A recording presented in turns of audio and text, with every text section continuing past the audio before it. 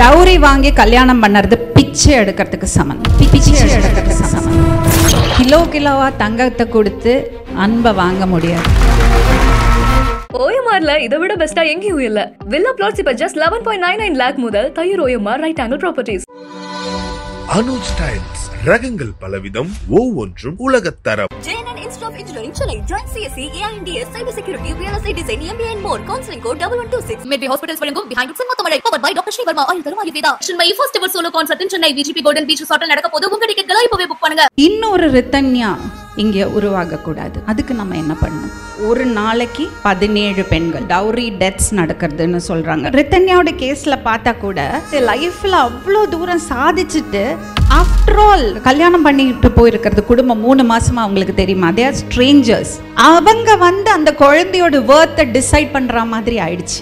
அவங்க சரியில்லைன்னா இவளுக்கு வாழ்க்கையே இல்லைங்கிற மாதிரி அந்த குழந்தைக்கு தோணுச்சு இல்ல? ஏன்?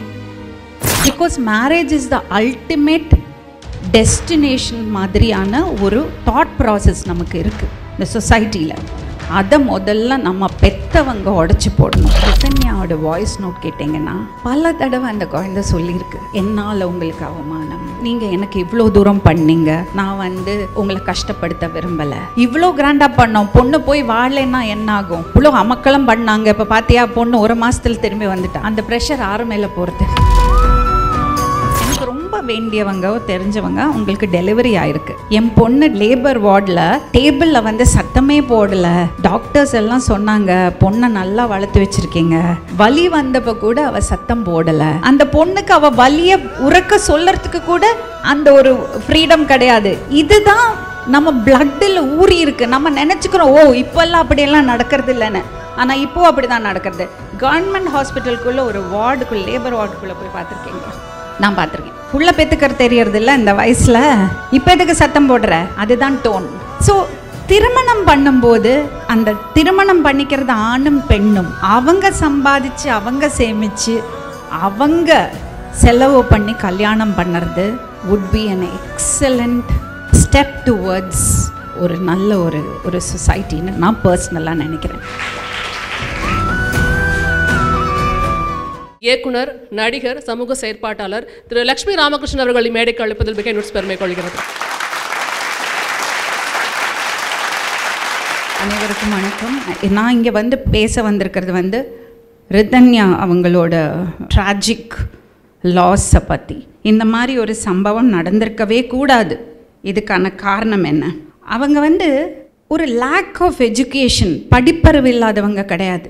ஒரு ரொம்ப புவர் ஃபேமிலியிலேருந்து வந்த பொண்ணு கிடையாது.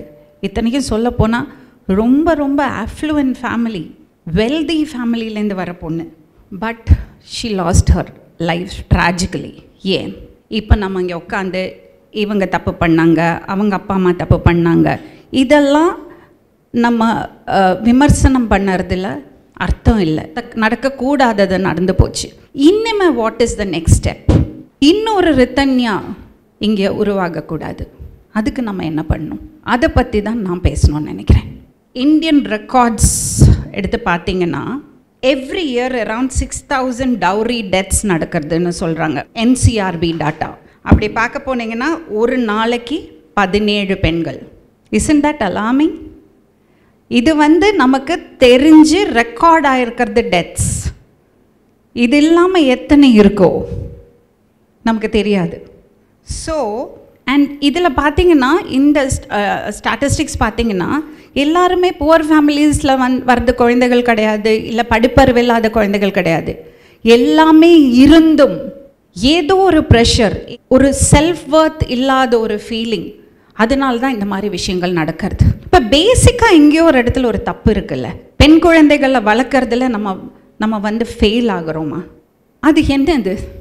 அதை எப்படி நம்ம கரெக்ட் பண்ண முடியும்? As a society, as parents, the whole society நம்ம சொல்லும்போது ஒரு ஃபேமிலி ஒரு யூனிட். அந்த யூனிட் தான் இந்த பிளாக்கு மாதிரி பிரிக்கு மாதிரி ஒரு சொசைட்டியாக உருவாகிறது இல்லையா? இங்கே ஒரு பெண் குழந்தை பிறந்ததுன்னா, ஒரு வீட்டில் ஒரு பெண் குழந்தை இருந்ததுன்னா அவங்கள செட்டில் பண்ணுறதுக்கு தான் நமக்கு ஈகர்னஸ் இருக்குது. ஒரு பேரண்ட்டாக, நான் ஒரு பேரண்ட்டாக சொல்கிறேன், ஒரு தாயாக நான் பார்த்தேன்னா கூட என் பெண் குழந்தைகளை இவ்வளோ எக்ஸ்போஷர் இருந்து கூட குழந்தைகள் செட்டில் ஆகணும். What is this settling down? என் பெண் குழந்தைய எப்படி நான் ஸ்ட்ராங் ஆக்குவேன், எப்படி இண்டிபெண்ட் ஆக்குவேன், அந்த தாட் ப்ராசஸ் நமக்கு வருதா? பெற்றவங்களுக்கு அது வருதா? ஏன் வருதில்ல? நம்ம யோசித்து பார்த்துருக்கோமா? இப்போ வீட்டில் ஒரு பெண் குழந்தைய ஆண் குழந்தைய இருக்காங்கன்னா, பையன் வந்து நல்லா படிக்கணும், நல்லா வேலைக்கு போகணும், லைஃப்பில் நல்லா செட்டில் ஆகணும். பெண் குழந்தையும் படிக்க வைக்கிறாங்க, தேவையான எஜுகேஷன் கொடுக்குறாங்க.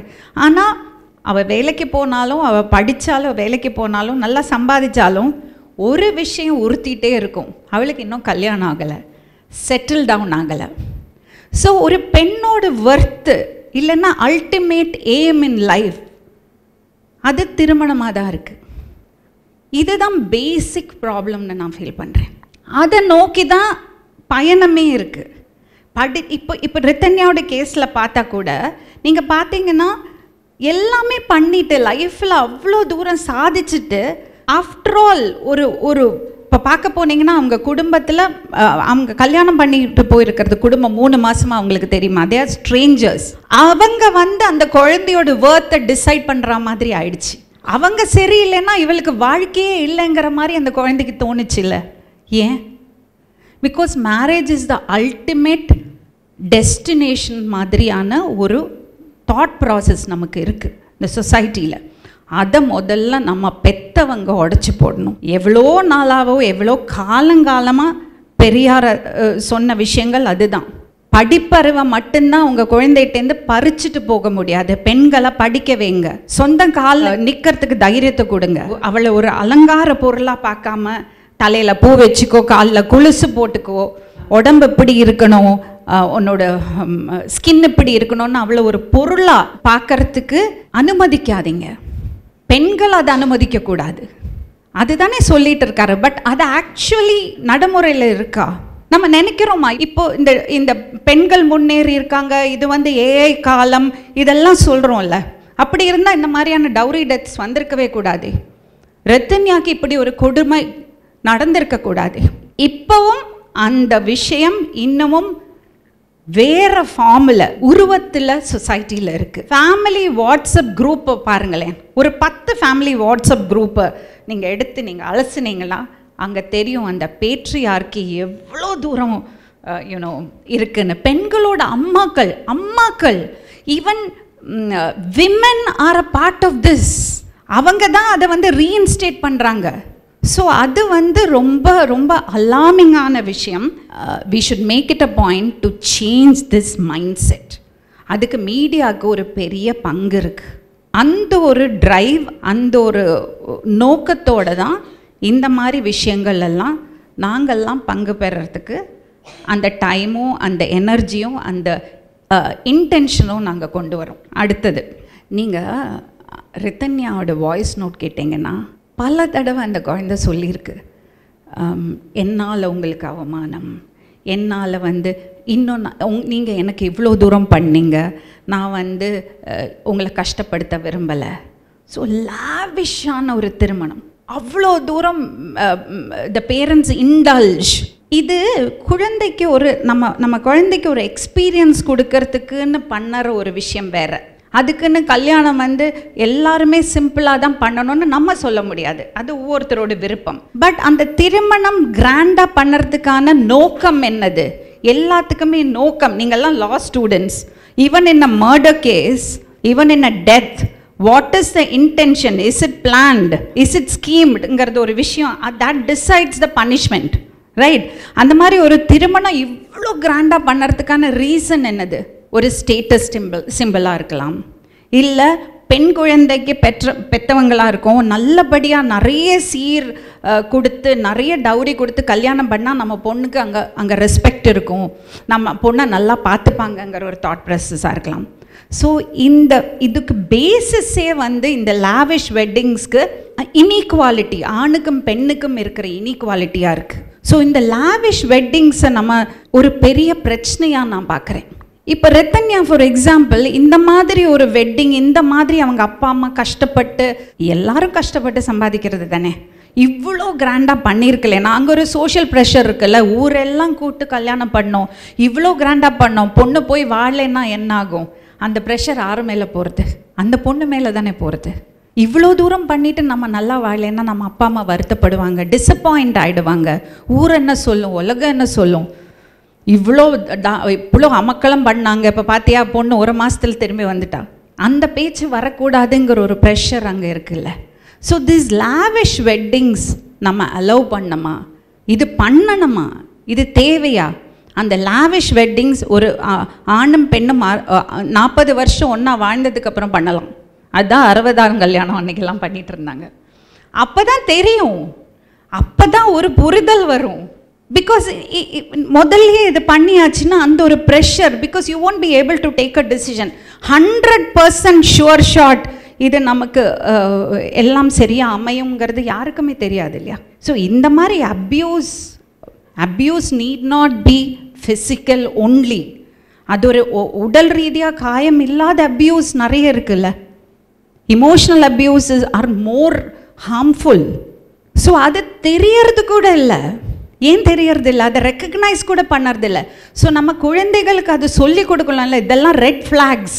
இந்த திருமணம் நடக்கட்டும், நம்ம 10,000 பேரை கூப்பிட்டு கல்யாணம் பண்ணட்டும், பையன் நல்ல வசதியான குடும்பமாக இருக்கலாம், படித்த பையனாக இருக்கலாம், பார்க்குறதுக்கு நல்லா இருக்கலாம், ஆனால் இதெல்லாத விட முக்கியம் உனக்கு அந்த வீட்டில் ரெஸ்பெக்டும், உனக்கு அங்கே லவ்வும் இருக்கா, அக்செப்டன்ஸும் இருக்கா. எந்த விதமான ரெட் ஃப்ளாக்ஸும் அங்கே இருக்கக்கூடாது.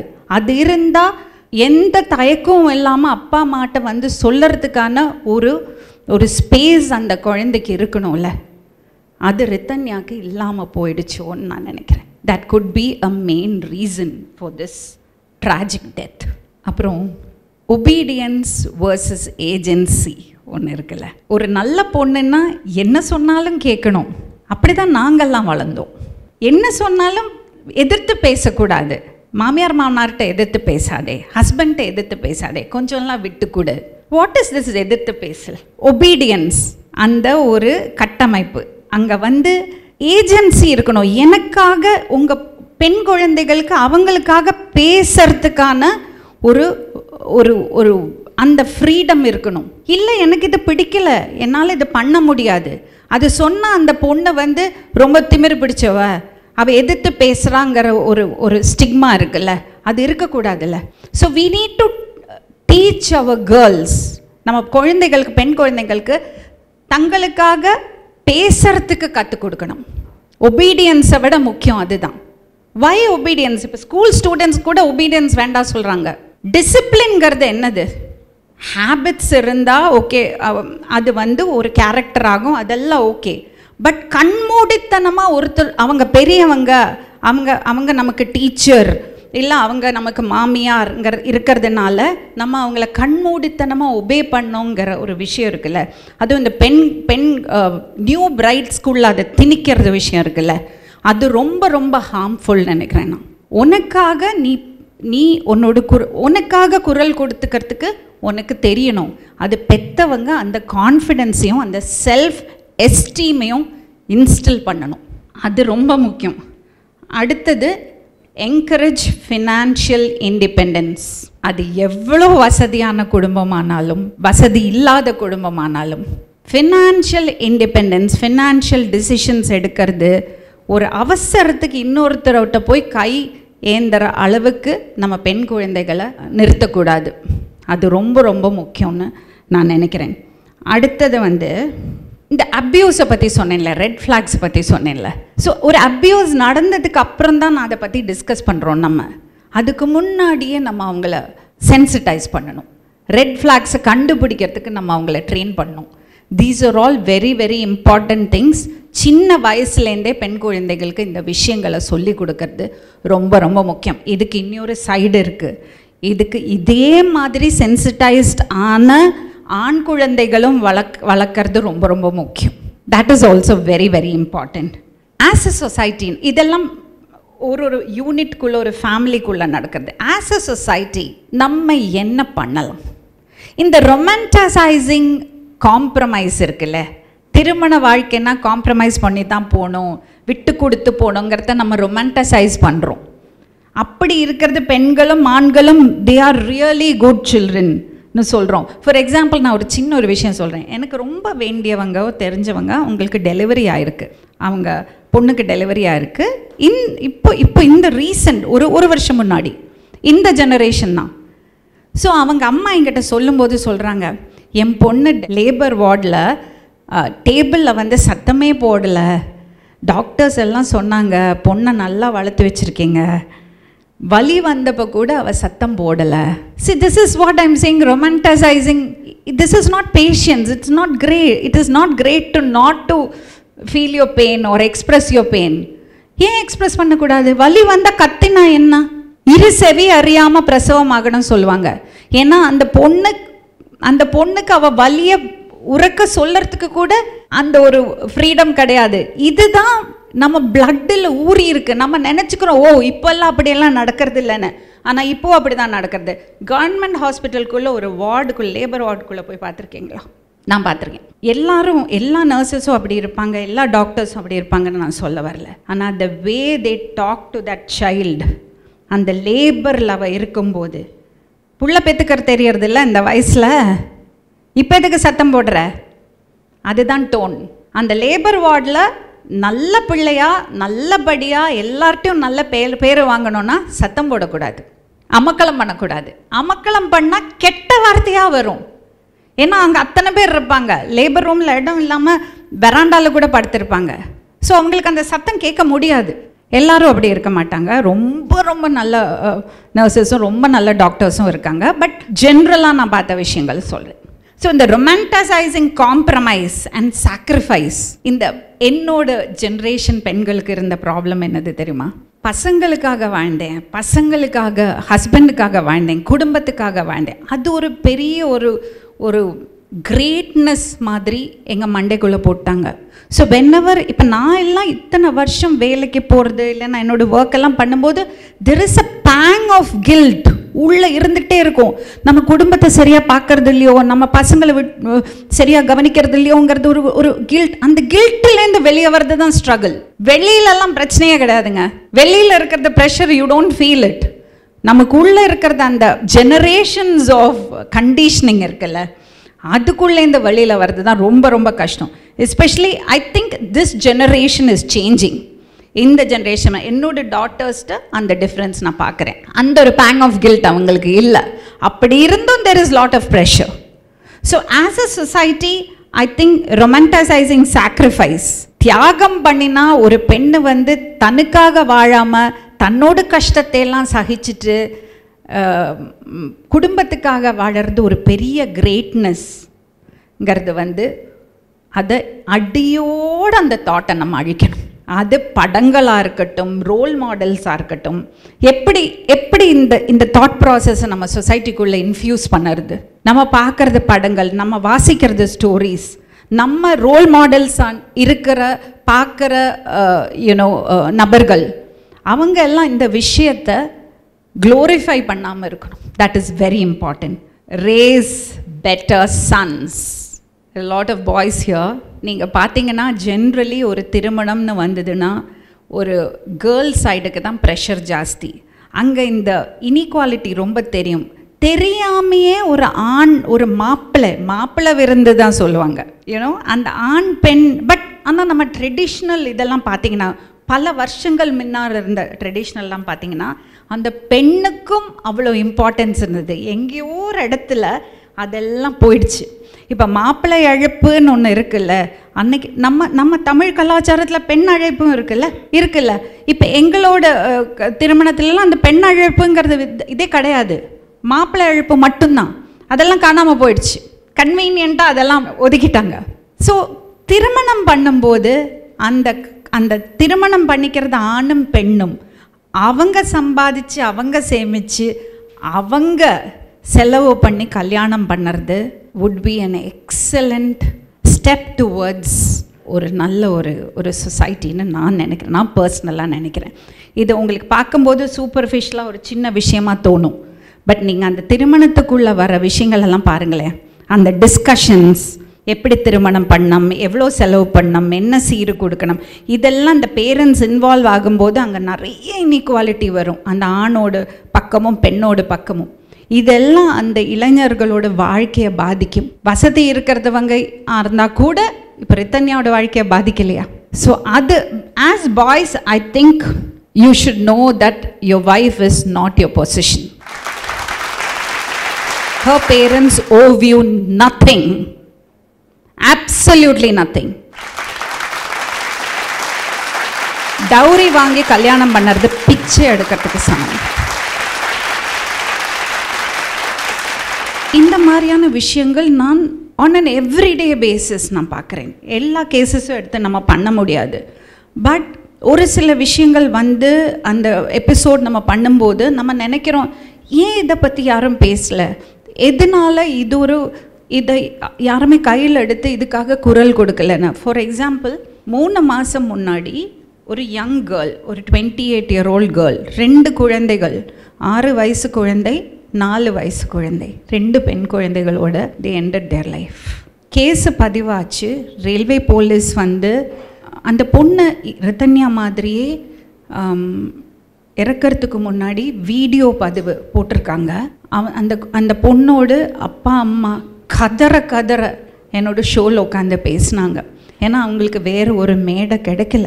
அவர் சொல்கிற மாதிரி படித்த அறிவு இருக்கிற, எக்ஸ்போஷர் இருக்கிற, அதுக்கான பணபலம் இருக்கிறவங்களே இந்த மாதிரியான ஒரு கார்ப்பரேட் செட்டப்குள்ளேயோ இல்லைன்னா ஒரு போலீஸ் ஸ்டேஷனுக்குள்ளேயோ ஒரு கோர்ட்டுக்குள்ளேயோ போய் பேசும்போது அந்த ஒரு ஹயரார்க்கி பார்த்து இல்லைன்னா அந்த ஒரு கட்டமைப்பை பார்த்து பயப்படுறாங்கன்னா சாதாரணப்பட்ட மக்களோட மனநிலை எப்படி இருக்கும்? ஸோ அவங்களுக்கு பேசுறதுக்கான ஒரு மேடை அங்கே வந்து கதறினாங்க. எனக்கு என்ன புரியலைன்னா, அந்த எபிசோட் டெலிகாஸ்ட் ஆனதுக்கு அப்புறமும் ஷோவோட வியூவர்ஸ் பார்த்தாங்க, ரியாக்ட் பண்ணாங்களே தவிர யாருமே அது கையில் எடுக்கலை.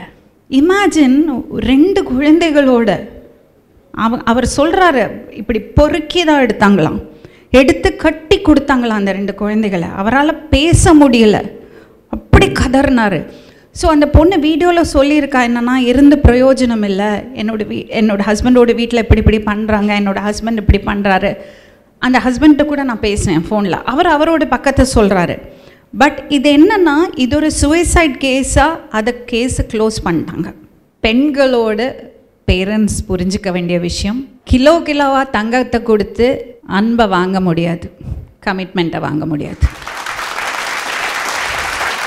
அந்த காலத்தில் டவுரி எதுக்கு கொடுத்தாங்கன்னா, எனக்கு தெரிஞ்ச வரைக்கும், ஐ மைட் பி ராங், பெண்களுக்கு by birth equal rights from the parents property இருக்கலை, பை பர்த். ஓகே, அடுத்தது பெண்களை படிக்க வைக்கல. ஸோ அந்த பெண்ணை கல்யாணம் பண்ணி கொடுக்கும்போது அவளுக்கு ஒரு பாதுகாப்பு வேணும், அவளுக்கு ஒரு ஷுவரிட்டி வேணுங்கிறதுக்காக அந்த ஃபேமிலியிலேருந்து 1 போர்ஷன் ஆஃப் ஃபேமிலியோட வெல்த் வந்து அந்த பெண்ணுக்கு போய் சேரணுங்கிறதுக்காக ஒரு விஷயம் பண்ணாங்க. ஆனால் அதை பண்ணினது, அதை மேனிப்புலேட் பண்ணது, அதை பண்ணின விதம் எல்லாமே தப்பாக போயிடுச்சு. இப்போ அதுக்கு ஒரு புரிதல் இல்லாமல் ஒரு விஷயம் போயிட்டுருக்கு. இந்த 2025 கூட டவுரி டெத்ஸ்னால் நம்ப முடியல இல்லையா? But it's a fact, it's reality check for us. என்னை பொறுத்த வரைக்கும் உங்களுக்கெல்லாம் தெரியாத விஷயம் கிடையாது இது.